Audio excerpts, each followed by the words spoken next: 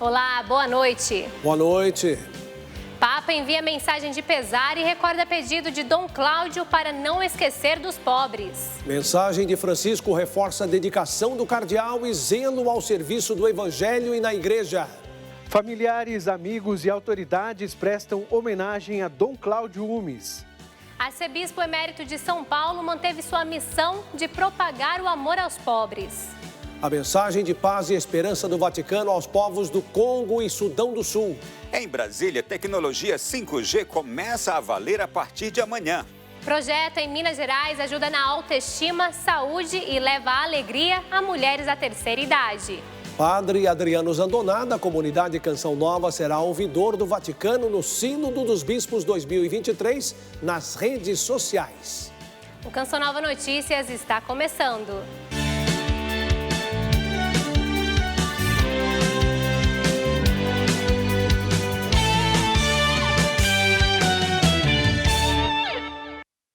O Papa Francisco enviou hoje ao cardeal Odilo Scherer, arcebispo de São Paulo, telegrama de condolências pela morte do cardeal Cláudio Umes. Nosso correspondente em Roma, Túlio Fonseca, traz mais informações sobre o conteúdo da mensagem. No texto redigido em português, o Santo Padre expressa sua gratidão a Deus pelos longos anos de serviço zeloso, sempre guiado por valores evangélicos, que Dom Cláudio ofereceu à Santa Igreja em várias tarefas pastorais, tanto no Brasil como na Cúria Romana, e por seu empenho recente pela Igreja que caminha na Amazônia. O Papa Francisco assegura também suas orações pelo descanso eterno de Umes, a quem se refere no texto como querido irmão. Ao concluir o telegrama, o pontífice afirma ainda que traz sempre em sua memória as palavras que Dom Cláudio lhe disse no dia 13 de março de 2013, durante o conclave que o elegeu Papa, pedindo para que ele, recém-eleito, não se esquecesse dos pobres. E por fim envia ao cardeal Odilo e a todos os que se unem em oração para as exéquias do cardeal Cláudio Umes a sua bênção apostólica. De Roma, Túlio Fonseca para o Canção Nova Notícias. De Roma para São Paulo, onde está sendo velado o corpo de Dom Cláudio Umes. Rodrigo Luiz tem as informações. Rodrigo, boa noite. Boa noite, Aranaíris. Boa noite, Reinaldo César. E boa noite a você que está acompanhando o Canção Nova Notícias neste momento. Durante todo o dia, bispos, padres e leigos passaram pela Catedral da Sé para homenagear o cardeal Umes. Parte da família dele também acompanha o velório. Familiares de Dom Cláudio Umes vieram do Rio Grande do Sul e chegaram no início da tarde em São Paulo. Inácio, o irmão mais novo, 2 irmãs e 3 sobrinhos. E ele era muito próximo a nós, lá, principalmente, né, que ele viajava para o sul, hospedava lá em casa. É uma perda irreparável, mas enfim. O velório tem sido marcado pela simplicidade. Tem a mística franciscana em cada detalhe. Assim quis Dom Cláudio. Coube ao padre João, assistente eclesiástico da Pastoral da Saúde, cuidar de Dom Cláudio até o fim e do rito funeral. O que me consola se eu perdi um irmão, um amigo, um pastor, um pai aqui na terra, eu sei que agora ele está lá no céu, com certeza lutando pelos seus ideais, que é a defesa da ecologia integral, que tanto o Papa Francisco nos pede. Coroas de flores de paróquias, instituições católicas demonstram o apreço por aquele que pastoreou a maior metrópole do país. A cada 2 horas, missas estão sendo celebradas para que a população reze pelo descanso eterno de Dom Cláudio e também para que o povo se despeça do bispo que por tantas vezes celebrou nesta catedral. Dom Cícero foi ordenado sacerdote e diácono por Dom Cláudio. Ele viveu na luz e morreu na luz de Cristo. De uma grande serenidade e, por conta disso, muito aberto à dimensão da caridade, porque era um homem de oração. Ao final de uma das celebrações, moradores em situação de rua depositaram flores ao lado daquele que tanto lutou pelos pobres. Durante a pandemia, Dom Cláudio enviava recursos para que instituições dessem comida aos pobres. Por isso, estava cercado de simplicidade. Dona Zilda se recorda do tempo que Dom Cláudio celebrava nesta igreja. Tenho um amor grande por ele. Ele era uma pessoa boa, né? E cuidava dos moradores de rua. Ele não admitia alguém passar fome, dificuldade. Ele doou a vida dele mais para isso, para a pobreza, para quem necessitava mais. Mais cedo aconteceu a missa solene de corpo presente em memória a Dom Cláudio Umes, presidida pelo cardeal Odilo Scherer, arcebispo de São Paulo. Muitos religiosos participaram da celebração. Leigos e religiosos vieram se despedir de Dom Cláudio Umes. Eu fui cerimoniário dele por longos anos e nesse tempo eu tive muita oportunidade de estar muito perto dele, próximo dele, vendo ele atender muitas vezes os padres que ele chamava. E esse é o grande legado que eu guardo de Dom Cláudio, como pastor e, sobretudo, como uma pessoa que soube sempre respeitar o outro como pessoa. Acabei participando de várias missas na casa dele, junto dele, ele já na enfermidade. Então, para nós, é uma dor, um sentimento de perda, pois frade é frade, irmão é irmão. A vida de Dom Cláudio, para nós, é um grande modelo de entrega ao povo de Deus e à igreja. Uma vida que foi gastada e desgastada pelo ideal que ele acreditava. Amanhã, às 10 da manhã, acontece a última missa de corpo presente, seguida do sepultamento do corpo de Dom Cláudio Umes, aqui na Cripta da Sé, onde descansam restos mortais de religiosos, como Dom Paulo Evaristo Armes. O túmulo de Dom Cláudio ficará em frente a uma imagem de São Jerônimo. Durante a homilia da missa solene celebrada nesta terça-feira, Dom Odilo Scherer, arcebispo de São Paulo, fez memória da missa que celebrou com o cardeal Umes no último domingo e fez a leitura da segunda carta de São Paulo a Timóteo. Combati o bom combate, completei a minha corrida, guardei a fé. Olhei para o Dom Cláudio, não precisei dizer muitas palavras. Ele fez assim com a cabeça. Acabei a minha corrida. Combati o bom combate. Combater o bom combate na vida. Os ritos fúnebres do cardeal Cláudio Umes prosseguem até amanhã na Catedral da Sé. São essas as nossas informações daqui da capital paulista. Mas amanhã, logo cedo, depois do programa Sorrindo para a Vida, a gente traz mais detalhes das homenagens a Dom Cláudio. Em seguida, às 10 da manhã, você acompanha aqui na TV Canção Nova a missa de encomendação.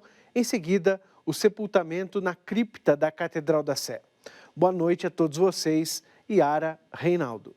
Obrigada, Rodrigo. Boa noite para você também e até amanhã. A Prefeitura de São Paulo declarou luto oficial por 3 dias no município pelo falecimento de Dom Cláudio Umes. O documento expressa profundo pesar pelo falecimento do líder católico. Dom Cláudio propagou amor aos pobres. Como franciscano e sucessor dos apóstolos, vai deixar saudades.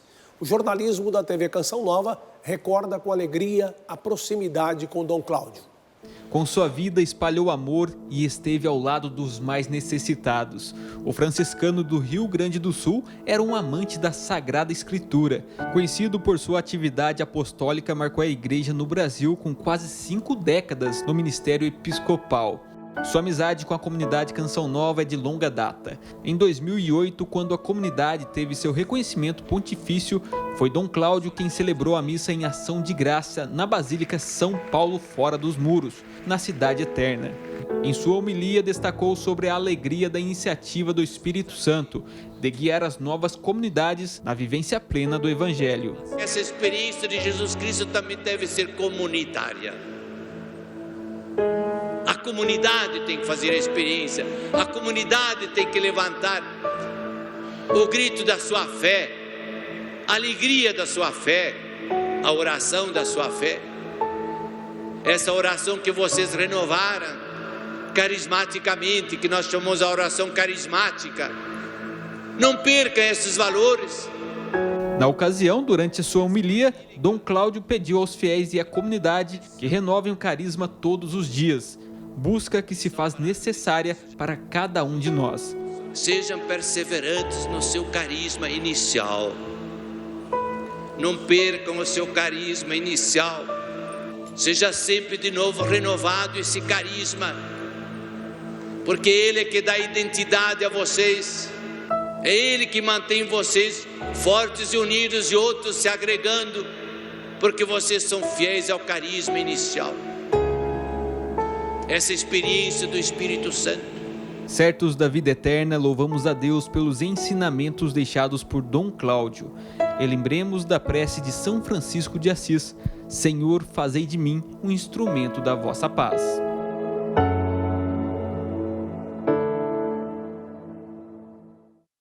Rezar uns pelos outros e não perder o carisma essencial, inicial. O núncio apostólico Jean Batista de Quatro, que está em visita a Sergipe, cumpriu hoje um de seus últimos compromissos na capital. Ele teve um encontro com os sacerdotes da Arquidiocese de Aracaju durante a celebração da missa. A celebração na Igreja Jesus Ressuscitado reuniu dezenas de padres da Arquidiocese de Aracaju.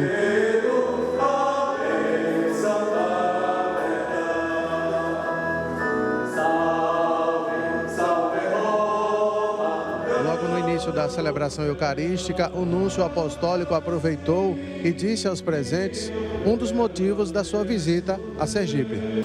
O objetivo é servir o Evangelho e o corpo de Cristo também através destas reuniões. Após o Concílio Vaticano Ecumênico II, no magistério do São Paulo VI, de São João Paulo II, o ensinamento da Lumen Gentium marca a identidade da Igreja como povo de Deus em comunhão. O momento celebrativo foi também uma oportunidade de orar pelo arcebispo emérito de São Paulo, Dom Cláudio Umes. Um grande bispo, Dom Cláudio, né? O que ele, como evangelizador, fez para a glória de Deus e o bem do povo de Deus, não é? O que ele fez na dimensão também social, à luz do Evangelho, é extraordinário, não é? A agenda de compromissos do representante do Papa segue até esta quarta-feira. Ele vem nos visitar e é um momento significativo. À medida que a gente recebe o núncio apostólico, é como se estivesse recebendo também o Santo Padre, o Papa Francisco. E para nós é uma graça muito grande ter o núncio apostólico aqui. A partir de amanhã, os moradores do Distrito Federal passam a ter acesso à internet móvel 5G. Por isso, nós vamos saber dos detalhes com o Ronaldo da Silva. Boa noite, Ronaldo. Oi, boa noite a você, boa noite a todos. Brasília será a primeira capital a ser beneficiada com essa tecnologia. Depois será a vez de São Paulo, Belo Horizonte, Porto Alegre e João Pessoa. A chamada Internet das Coisas promete transformar diversas atividades do nosso cotidiano. O leilão do 5G aconteceu em novembro do ano passado e movimentou quase 50 bilhões de reais. Foi considerado o maior do setor de telecomunicações já realizado no país. O 5G é a quinta geração de tecnologia de transmissão de dados. A conexão pode chegar a 10 GB por segundo. No 4G, não chegava a 33 megabytes. Os aparelhos conectados à nova tecnologia também vão consumir até 90% menos energia, o que aumenta o tempo de duração das baterias. Os usuários de aparelhos com a tecnologia 5G já vão sentir a diferença no acesso amanhã. Mas só os moradores do Distrito Federal serão beneficiados nesta primeira etapa. 100 estações foram instaladas na capital, com a cobertura de 80% do território do DF. A principal diferença que será sentida é na velocidade da internet, 10 vezes mais rápida do que o 4G. O 4G ele foi feito para as pessoas. Ele veio com áudio, com vídeo, FaceTime. E foi um serviço que ajudou muito essa interação entre pessoas. O 5G ele vem para as empresas, ele vem para as indústrias. As indústrias vão dar um salto de qualidade jamais visto. Com a chamada baixa latência, menor tempo para a transmissão de dados, a nova internet promete revolucionar a maneira como realizamos muitas atividades. Por exemplo, pode permitir a circulação de veículos autônomos, sem motoristas e controlados à distância. A internet das coisas poderá ser conectada em geladeiras, micro-ondas e controlar à distância o tempo de cozimento e a temperatura. Quando você envia um e-mail, por exemplo, se ele chegou 2 ou 3 segundos depois, isso não faz tanta diferença. Mas no caso de um carro autônomo, isso faz toda a diferença. Então, por isso que o 5G ele permite latências abaixo de 1 milissegundo. Isso significa mais rápido que uma piscada de olhos. Para cobrir todo o território nacional, as empresas de telefonia precisam aumentar em 60% a quantidade de antenas. Ao final da década, o Brasil vai ultrapassar as 150 mil estações. O custo é alto, mas por enquanto nenhuma empresa anunciou elevação nos preços dos pacotes de internet. Após reunião dos líderes do Senado nesta terça-feira, o presidente da Casa, Rodrigo Pacheco, afirmou que os requerimentos para a abertura de várias comissões parlamentares de inquérito, as CPIs, só deverão funcionar depois das eleições.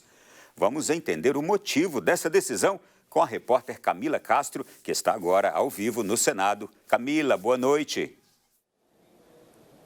Oi, muito boa noite. O presidente do Senado, Rodrigo Pacheco, afirmou a líderes de bancadas que dará sequência às comissões parlamentares de inquérito para investigar o balcão de negócios no Ministério da Educação, conhecida como CPI do MEC.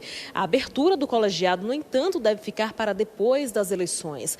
Ele fará o mesmo com os pedidos para investigar o crime organizado no país, desmatamento da Amazônia e obras inacabadas da educação até 2018. Período que abrange principalmente governos do PT. Fora a própria entrega dos requerimentos, esse é o primeiro passo necessário para que as comissões sejam efetivamente instaladas. Como eu disse, então, elas devem ficar só para depois do segundo turno, marcado para o dia 30 de outubro, atendendo à posição defendida pela maioria dos senadores que participaram desta conversa hoje. E para finalizar rapidamente, uma última informação, aconteceu agora há pouco a posse da nova presidente da Caixa Econômica Federal, Daniela Marques. Ela substitui Pedro Guimarães. Ronaldo, boa noite.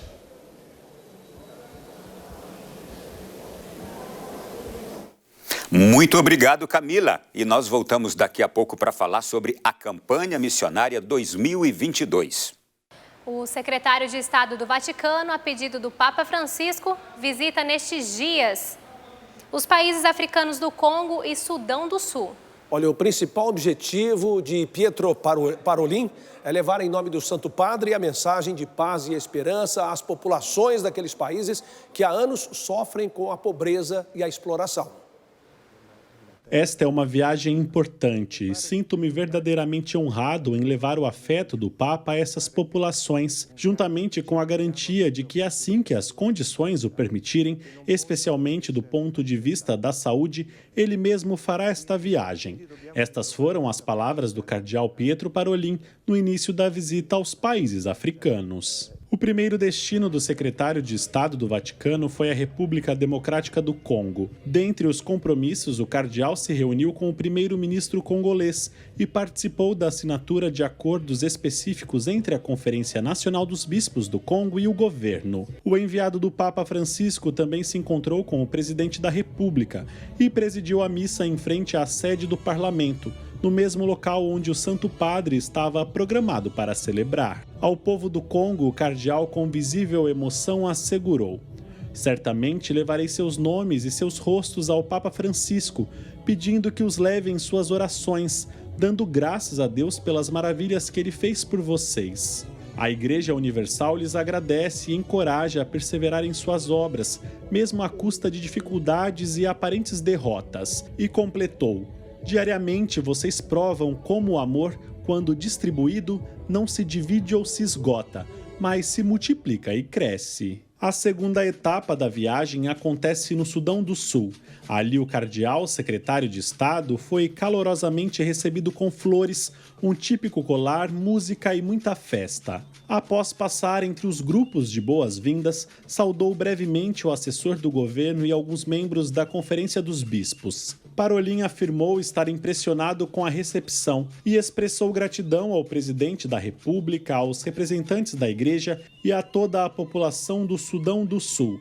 Em sua mensagem, disse que é uma grande alegria representar o Papa Francisco, que se preocupa com a paz e a reconciliação neste país e acompanha os bons desenvolvimentos nas relações. E completou: desejo que se fechem as páginas dolorosas. A paz está chegando.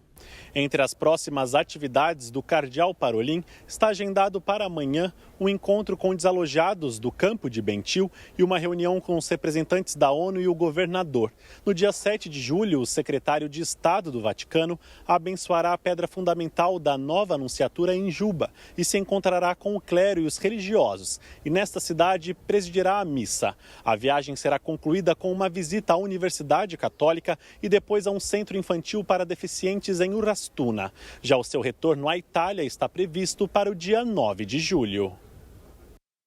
O material da campanha missionária 2022 já está disponível. Quem traz as informações é Ronaldo da Silva, direto de Brasília. Ronaldo, é com você, meu amigo.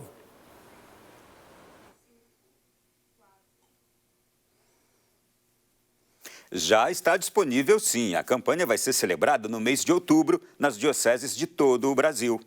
O tema da campanha missionária deste ano é A Igreja é Missão. O material de animação tem como inspiração a passagem bíblica escolhida pelo Papa Francisco, Sereis minhas testemunhas. Organizada pelas Pontifícias Obras Missionárias, em parceria com a Conferência Nacional dos Bispos do Brasil, a campanha missionária celebra em 2022 50 anos de história. Durante o mês de outubro, as arquidioceses são convidadas a participar da campanha. Os fiéis terão acesso à novena, testemunhos em vídeo, cartazes e mensagem do Santo Padre. Todo esse material que vocês estão vendo, essas caixas, vão ser enviadas esta semana para todas as arquidioceses, dioceses, prelazias do nosso país. Então esse material que sai daqui de Brasília, ele é para chegar lá na comunidade, lá na ponta, para os grupos se reunirem em família, em grupos por quadra, por rua, por comunidade e aí fazerem a novena missionária. O tema e o lema escolhidos para 2022 concluem o caminho percorrido nos últimos 3 anos, dedicado na natureza missionária da Igreja Católica. O cartaz estampa o rosto da beata Pauline Maria Jericó, a grande motivadora das Pontifícias Obras, que em 1822 fundou a obra da propagação da fé. Além dela, também estão representados leigos e leigas e cristãos consagrados e ordenados. Termina o mês de outubro e a missão continua, porque ela é permanente na vida da igreja e ela é permanente em cada cristão. Eu espero que este ano, com o tema Igreja é Missão, que todas as dioceses assumam com muita força, com muita alegria esta campanha missionária. A campanha missionária 2022 traz em sua essência anunciar o Evangelho de Jesus Cristo aos 4 cantos da terra, tendo o Espírito Santo como protagonista. Nossa participação de hoje termina aqui e você vai ficar agora com a previsão do tempo. Yara. Obrigada, Ronaldo. Bom descanso e até amanhã. A previsão de hoje começa com notícias do Nordeste. A semana começou com chuvas volumosas em grande parte da região por causa das ondas de leste, que são alterações no campo de vento do Oceano Atlântico. Os detalhes de Sergipe com o repórter Cleverton Macedo. Os meteorologistas afirmam que vai acontecer a partir desta segunda-feira um fenômeno chamado de ondas de leste. Esse mesmo fenômeno esteve presente naquele episódio onde dezenas de pessoas morreram por causa das fortes chuvas na região metropolitana do Grande Recife, em Pernambuco. Os meteorologistas não afirmam se vai acontecer na mesma proporção. O que chama a atenção é a extensão dessas ondas de leste, começando do litoral do Rio Grande do Norte, se estendendo pela Paraíba, estado de Pernambuco, litoral de Alagoas, chegando até aqui onde nós estamos, no litoral de Sergipe. Vejam essas imagens aqui da capital sergipana, do nosso repórter cinematográfico Wildson Coruja, mostrando muitas nuvens carregadas chegando ao litoral de Aracaju e deve permanecer assim no decorrer dessa semana. E só lembrando, o governo federal já decretou o estado de emergência em 15 cidades. Várias dessas cidades estão no Nordeste por causa da forte chuva e também em cidades do Amazonas e Santa Catarina. De Aracaju para o Canção Nova Notícias, Cleverton Macedo. E por causa das ondas de leste, a atenção prossegue concentrada na costa da região, desde o Rio Grande do Norte até o sul da Bahia. De acordo com o Centro Nacional de Monitoramento e Alerta de Desastres Naturais, em 48 horas choveu um volume de 259 milímetros na região de Ponta Negra e Natal. Pouco mais da quantia esperada para todo o mês de julho, que é de 254 milímetros. Várias cidades dessa área costeira decretaram situação de emergência após tantos episódios de enchentes e deslizamentos de terra. Amanhã a chuva ainda não vai cessar. São esperados acumulados de 32 milímetros entre Alagoas e Sergipe. No norte, grande parte da região tem previsão para chuva mais forte, principalmente o Amazonas. A massa de ar seco vai atingir Rondônia, Pará e Tocantins, o que influencia o tempo nesses estados, assim como já vem influenciando e inibindo a formação de nuvens de chuva no centro-oeste, sudeste e áreas do sul. Atenção ainda para a baixa umidade do ar e elevação das temperaturas à tarde, com máxima de 34 graus em Cuiabá e 31 graus no Rio de Janeiro.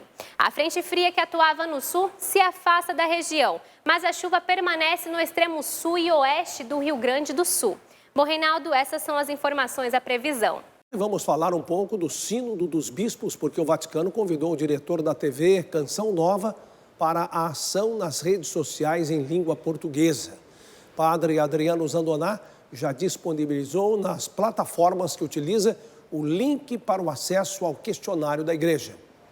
A 16ª Assembleia Geral do Sínodo dos Bispos será finalizada em 2023 e tem como tema Por uma Igreja Sinodal, Comunhão, Participação e Missão. O Dicastério para a Comunicação do Vaticano escolheu o padre Adriano Zandoná, da comunidade Canção Nova, como sacerdote e influenciador digital, representante da língua portuguesa, para auxiliar na escuta do sínodo através das redes sociais. Eles fizeram uma análise de alguns influenciadores digitais, então me chamaram, me escolheram para isso. É uma pesquisa linda que o Dicastério está fazendo junto com o Papa, ouvindo o povo que estão já bebendo da fé pela internet. É uma pesquisa bem aberta, a igreja quer ouvir. O sacerdote já disponibilizou nas páginas @Padre Adriano Zandoná, de Facebook, Twitter e Instagram, o link para o questionário do Sínodo, através do qual o Papa Francisco quer ouvir os cristãos católicos que são presença da igreja no chamado continente digital. Você vai clicar no link. A primeira página está em espanhol, não se assuste. É só colocar o seu e-mail, criar uma senha, criar uma conta. Você vai receber a confirmação no e-mail e vai ser direcionado para uma página em português, onde você responderá as perguntas do Dicastério, do Papa. 8 minutinhos você responde, tá bom? Participe, me ajude, vamos mostrar a igreja, o rosto lindo da Igreja do Brasil. O documento será discutido em reuniões em todos os continentes. Roma receberá a Assembleia Geral do Sínodo dos Bispos em 2023. Graças a você que caminha lado a lado com a Canção Nova, que acredita na evangelização realizada por esta obra, é a sua doação que torna possível esta proximidade e a sua presença na vida da igreja. Estamos com 10% de nossa meta na campanha do projeto Dai-me Almas nesse início de julho. Acesse clube.cançãonova.com e faça sua doação. Obrigada por seu comprometimento com as causas do Evangelho e a Canção Nova. Depois das festas juninas, hora dos comerciantes comemorarem as boas vendas. Enquanto os forrozeiros divertiram o público nas comemorações do ciclo junino, vários setores da economia no Nordeste decolaram nos negócios. Sem dúvida, é a melhor época do ano aqui no Nordeste.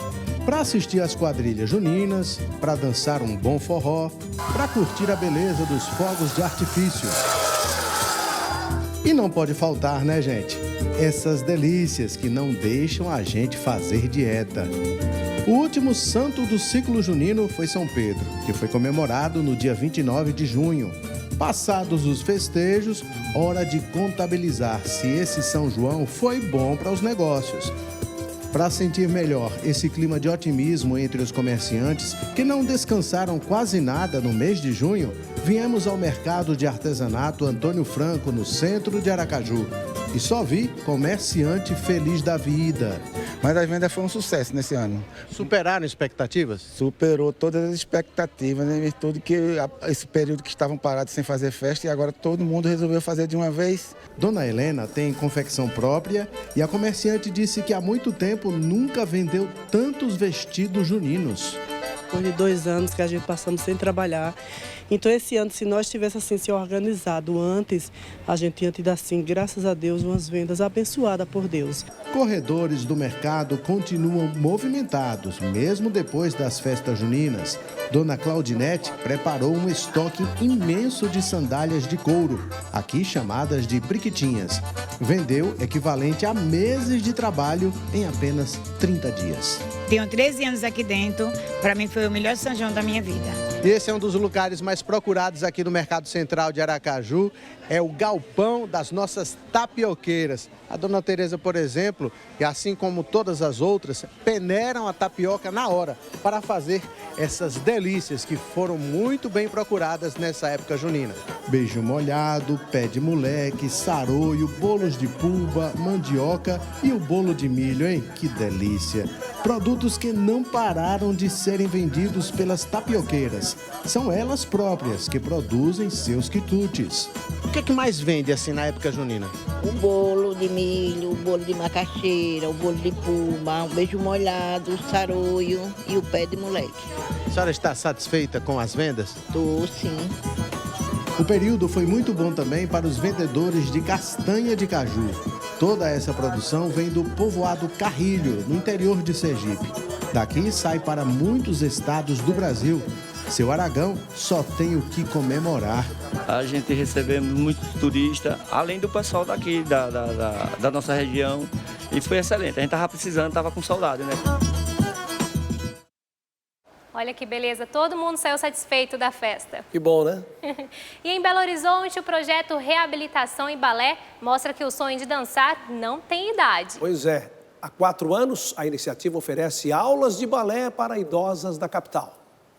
Aos 77 anos, Dona Nadir esbanja jovialidade nos movimentos do balé.